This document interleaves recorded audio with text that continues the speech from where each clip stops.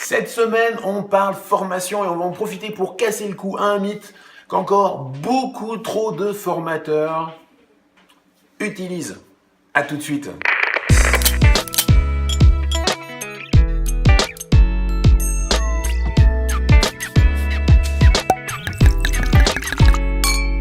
Bonjour et bienvenue à Chablis pour cette nouvelle édition de questions-réponses. J'espère que vous avez passé un magnifique week-end. Ici, c'était sous la pluie avec une petite alerte orange. On commence tout de suite avec la question de Robert. Vous l'avez compris, nous allons parler dégustation. J'ai reçu effectivement une question par mail de Robert. Et Robert me dit « Bonjour Arnaud. Bonjour Robert. J'ai participé la semaine dernière à une première dégustation autour des vins de Bordeaux.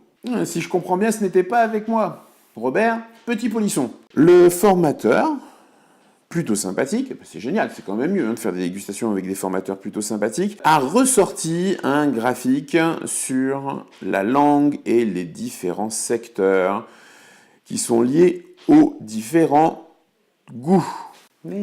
Est-ce quelque chose de fiable ou non? Alors, Robert, moi, la première question que je vais vous poser, on ne va pas juger les autres formateurs, c'est pas le but. Pourquoi, d'après vous, ce ne serait pas fiable? Maintenant, je vais vous donner ma réponse.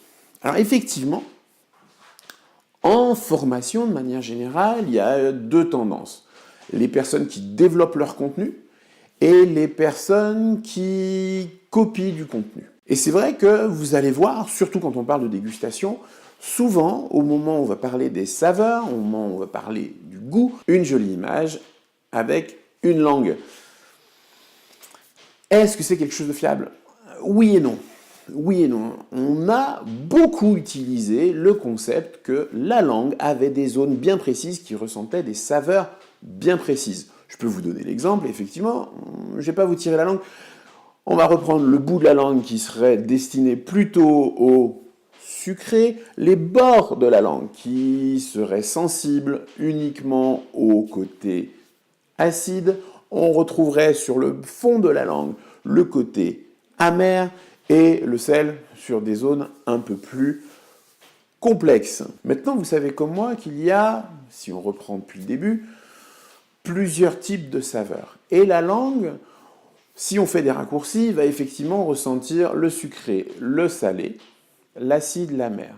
Dernièrement, on s'est rendu compte qu'il y avait une saveur qui est aussi une saveur primaire qu'on va appeler le umami.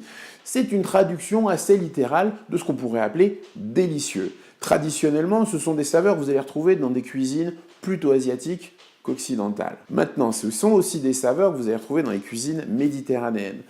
Sur les cuisines asiatiques, vous allez retrouver cela sur la sauce soja, par exemple. C'est ce qui va donner cette sorte de profondeur au goût et à l'expérience de dégustation. Dans les cuisines un peu plus locales, vous allez retrouver ça sur les tomates, notamment, alors vous allez me dire, mais on le fait rarement, mais notamment les branches de tomates sont très très riches en saveurs umami. Vous allez aussi le retrouver dans les champignons. Je passe cette partie du débat et on revient à notre langue. C'est vrai que pendant des années et des années, quelques raccourcis ont été faits sur cette langue et ces zones qui ne ressentaient que ces saveurs. Et c'est peut-être ce que le formateur vous a indiqué. On se rend compte quand on recherche un petit peu, quand on crée son contenu, quand on se renseigne, quand on lit quelques études, que c'est beaucoup plus compliqué que ça. Alors je ne vais pas rentrer dans une analyse chimique, à la fois des récepteurs, mais aussi ce qui va provoquer l'excitation de ces récepteurs.